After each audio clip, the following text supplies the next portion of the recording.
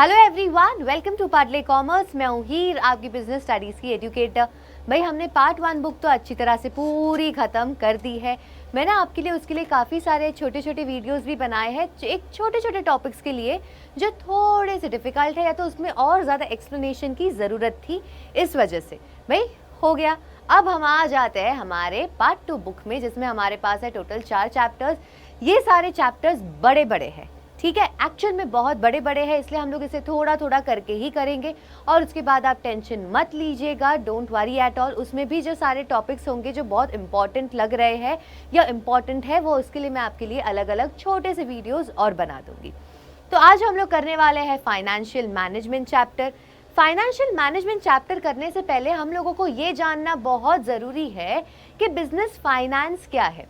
Financial management term का meaning जानने से पहले we need to know what is the meaning of business finance.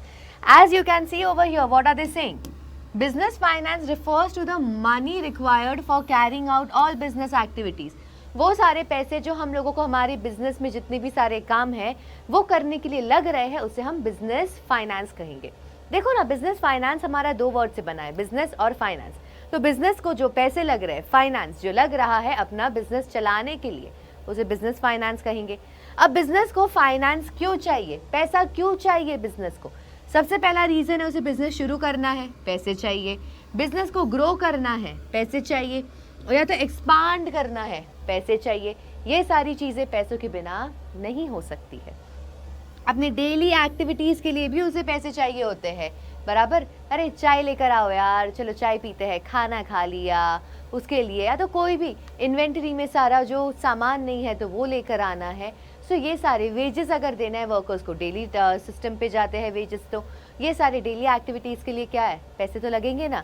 उसके बाद में एसेट्स अगर खरीदने हैं, मशीन खरीदनी है, लैंड खरीदनी है, बिल्डिंग खरीदनी है, गाड़ी खरीदनी है, कुछ भी खरीदना है, पैसों के बिना हो पाएगा नहीं ना। तो इसलिए हमें पैसे बहुत सारी चीज़ों के लिए चाहिए। तो ये तो बिजनेस फाइनेंस का मतलब हो गया। तो फाइनेंशियल मैनेजमेंट क्या है?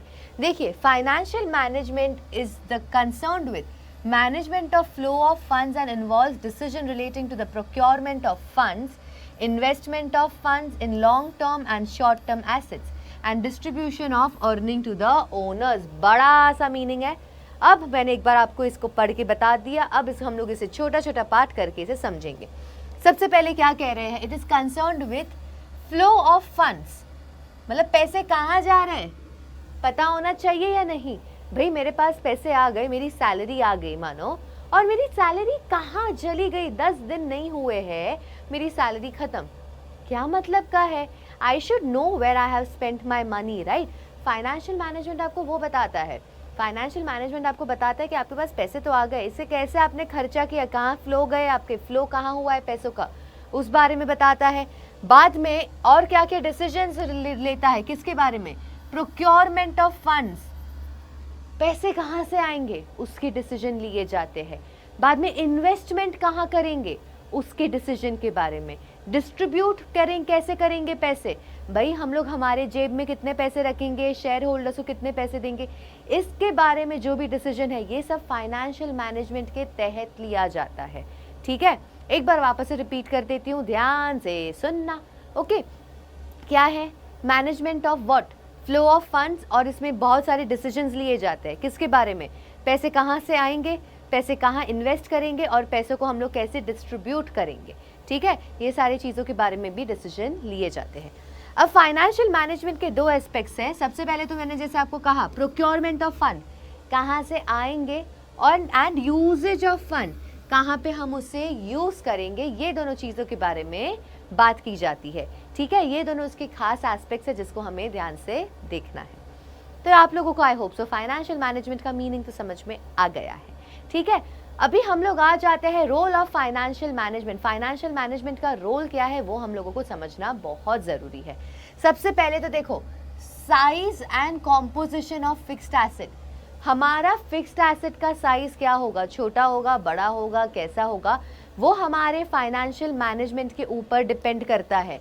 ठीक है, फाइनेंशियल मैनेजमेंट बहुत इंपॉर्टेंट रोल प्ले करता है, जैसे आप लोग यहाँ पे देख सकते हैं, वही लिखा है जो मैंने आपको अभी कहा। उसके बाद the amount of long and short term funds. Financial management के ऊपर ही डिपेंड करता है कि आपके लॉन्ग टर्म और शॉर्ट टर्म फंड्स आपके कितने होने वाले हैं। ठीक है, आप कितने पैसे आप लॉन्ग टर्म फंड से उठाओगे और आप कितने पैसे शॉर्ट टर्म से उठाने वाले हो, कम टाइम के लिए, ज़्यादा टाइम के लिए। It's all upon depend upon financial management. यहाँ पे एस आ जाएगा। उसके बाद quantum of current asset. Quantum का मतलब होता है अमाउंट। ठीक है, ये वर्ड बहुत इंपॉर्टेंट है, याद रखना नया नया वर्ड ये है। ठीक है, पहले हम लोगों ने इतना ये वर्ड नहीं सुना होगा। तो क्वांटम का मतलब है आर अमाउंट, कितना होगा हमारा करंट एसेट। ये भी हमारे फाइनेंशियल मैनेजमेंट के ऊपर ही डिपेंड करता है। हमारा फाइनेंशियल डिसीजन हम लोग क्या ले रहे हैं, पैसों के रिलेटेड हमारे जो भी सारे हम डिसीजन ले रहे हैं उसके ऊपर डिपेंड करता है कि हमारे कितने एसेट्स होने वाले हैं।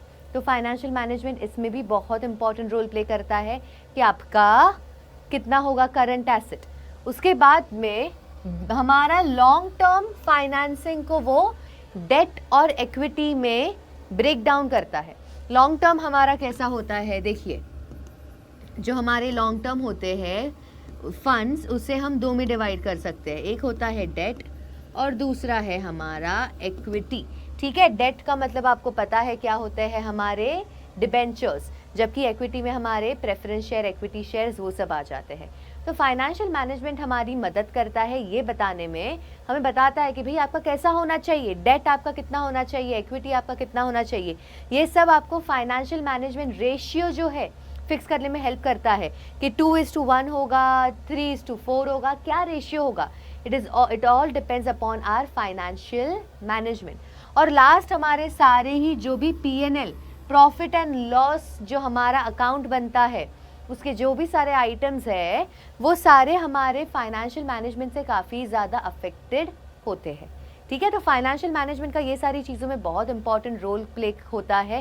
ये कोई भी हम लोग ये सारे डिसीजन फाइनेंशियल मैनेजमेंट के बिना नहीं ले सकते हैं। बराबर, आगे बढ़ते हैं हम लोग इसमें फाइनेंशियल मैनेजमेंट का ऑब्जेक्टिव। ये मैंने इतना ज़्यादा आपके लिए रामायण लिखा है ना, बट इतना रामायण की वैसे ज़रूरत नहीं है। एक छोटा सा आप लोगों को जो इम्पॉर्टेंट आपको बता दूं कि इतना ही याद रख लोगे बहुत है, ये मैंने आपको एक्सप्लेन करने के लिए बताया है। But if they ask you what is the objective of financial management, इतना ही लिख देना। फर्स्ट पॉइंट, प्राइमरी ऑब्जेक्टिव क्या है, to increase the capital of equity share holders. ठीक है, इक्विटी शेयर होल्डर्स का कैपिटल बढ़ाओ, या तो आप ऐसे लिख सकते हो कि हमें शेयर का मार्केट प्राइस बढ़ाना है। ठीक है, दो तरीके से लिख सकते हो। What is the primary objective, हम लोगों को शेयर होल्डर्स के जो पैसे है, कैपिटल बढ़ाना है, या तो हमें मार्केट प्राइस बढ़ाना है हमारे शेयर्स का। ठीक है, this is the main objective, the only objective. देखो, companies funds belong to the shareholders obviously, because they are the owners. Owners का ही तो होता है सब कुछ। The way they are invested determines the MP, market price of the share. इसको हम लोग कैसे इन्वेस्ट कर रहे हैं ना, उसके ऊपर हमारा शेयर का प्राइस क्या होने वाला है वो कम्प्लीटली अफेक्टेड होता है। अगर आपने इसे अच्छी तरह से इन्वेस्ट किया तो आपका मार्केट प्राइस शेयर्स का बढ़ जाएगा, बट अगर आपने इसे अच्छी तरह से इन्वेस्ट नहीं किया है तो आपका मार्केट प्राइस नीचे आ जाएगा शेयर्स का।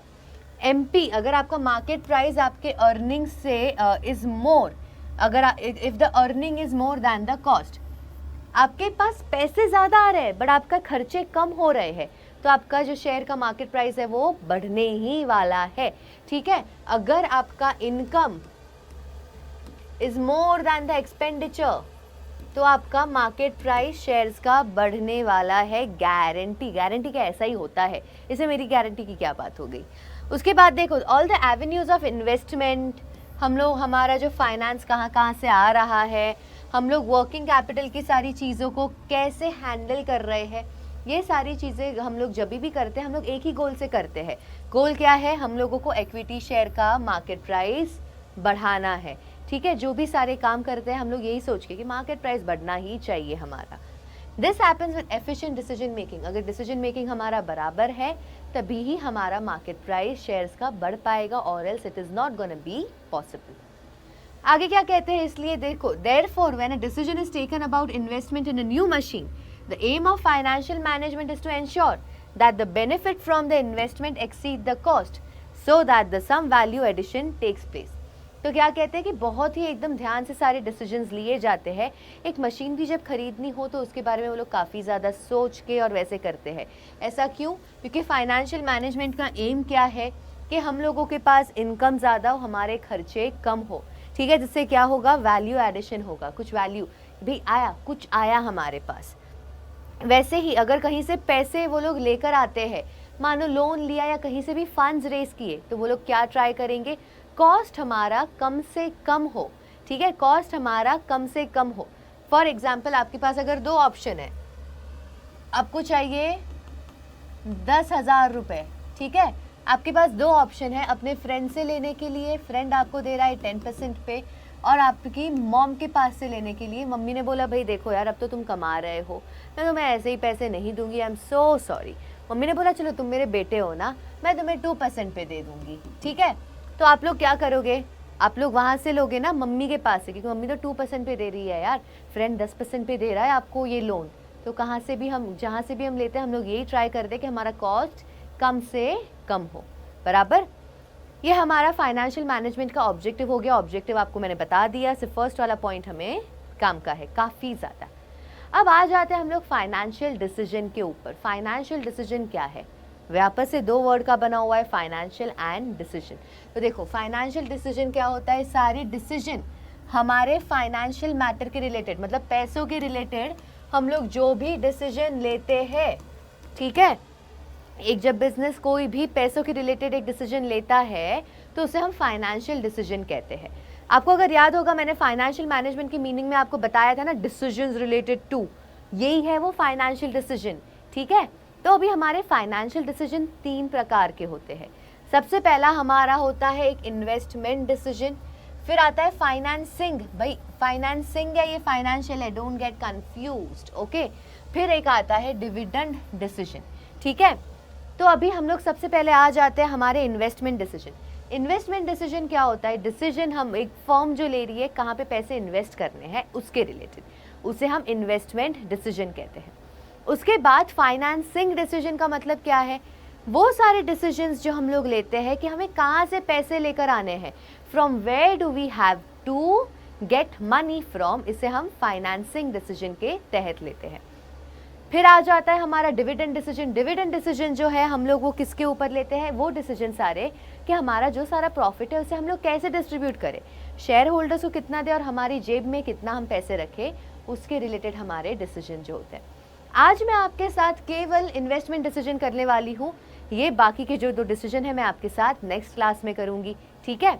चलो फटाफट से इन्वेस्टमेंट डिसीजन पर आते हैं। इन्वेस्टमेंट डिसीजन जैसे आप देख सकते हैं 2 होते हैं, एक है कैपिटल बजटिंग डिसीजन जो हमारा लॉन्ग टर्म के लिए होता है, ठीक है, इसमें हम लोग हमारे सारे फिक्स्ड एसेट के रिलेटेड सब कुछ सोचते हैं।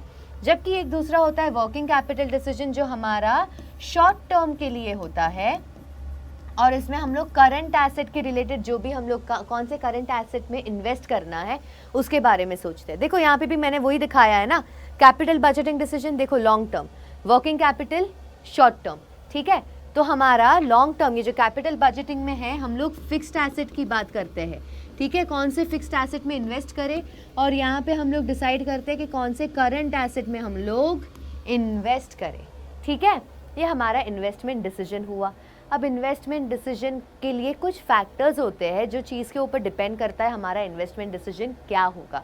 केवल 3 फैक्टर्स के ऊपर हमारा इन्वेस्टमेंट डिसीजन, पर इन्वेस्टमेंट डिसीजन की अगर मैं आपको एक बात बता दूं, इन्वेस्टमेंट डिसीजन में हम लोग केवल कैपिटल बजटिंग की बात करते हैं, वर्किंग कैपिटल की बात नहीं करते हैं। तो कैपिटल बजटिंग डिसीजन हमारा कैसा होगा, सबसे पहले तो cash flow of the project के ऊपर डिपेंड करता है। Cash flow of the project मतलब कितना पैसा कमाया आपने, वो प्रोजेक्ट आपका उसके ऊपर डिपेंड करता है, मतलब कितना पैसा आ रहा है और कितना जा रहा है, that is the cash flow position. पैसा अगर ज़्यादा आ रहा है और खर्चे कम हो रहे हैं तो फिर वो वाला हमारा इन्वेस्टमेंट डिसीजन बेस्ट है। ऑब्वियसली यार मेरे पास अगर 1000 रुपये आ रहे हैं और मेरे खर्चे सिर्फ 200 रुपये हुए, 800 का प्रॉफिट हुआ कि नहीं हुआ, तो वहाँ पे इन्वेस्ट करना is the best thing. But अगर आपका कैश फ्लो पोजीशन अच्छा नहीं है, मतलब आपके पैसे कम आ रहे हैं बट जा बहुत ज़्यादा रहे हैं, आया आपको 1000 रुपये बट गए आपके 2000, नुकसान हो गया ना 1000 का, तो वो आपके लिए इन्वेस्टमेंट डिसीजन बकवास है, ठीक है। वैसे ही रेट ऑफ रिटर्न, देखो काफ़ी सारे कैलकुलेशन करने पड़ते हैं कि कितना रिटर्न आने वाला है। इसके साथ साथ हम लोग रिस्क भी देखते हैं, रिस्क कितना है। देखो अगर हमारे पास 2 प्रोजेक्ट है, ठीक है, एक है प्रोजेक्ट 1 और एक है प्रोजेक्ट 2। प्रोजेक्ट 1 जो है और प्रोजेक्ट 2 जो है, दोनों में सेम रिस्क है, रिस्क सेम टू सेम इतना ही रिस्क है। बट प्रोजेक्ट 1 में आपको रिटर्न आ रहा है 5%, प्रोजेक्ट 2 में आपको आ रहा है 8%। अभी रिस्क सेम है तो ऑब्वियसली मैं प्रोजेक्ट 2 ही डिसाइड करूंगी ना करने के लिए, वहीं पे इन्वेस्ट करूंगी, because that makes more sense कि भाई रिस्क तो सेम ही लेना है, तो फिर क्यों मैं कम रिटर्न के साथ काम करूं, ज़्यादा रिटर्न ना ले लूं मैं, बराबर। रेट ऑफ रिटर्न भी हमारा अफेक्ट करता है। उसके बाद हमारे बहुत सारे इन्वेस्टमेंट क्राइटेरिया होते हैं। देखो कभी भी हम लोग कहीं पे भी अगर इन्वेस्ट करने की अगर बात करते हैं तो हम लोग बहुत सारे कैलकुलेशंस करते हैं, ठीक है, बहुत सारे कैलकुलेशंस करते हैं। हमारे पास बहुत सारे कैपिटल बजटिंग टेक्निक होते हैं। ये सारे हमारे कैपिटल बजटिंग टेक्निक हमें ये बताते हैं कि हमारे लिए कौन सा इन्वेस्टमेंट डिसीजन बेस्ट है।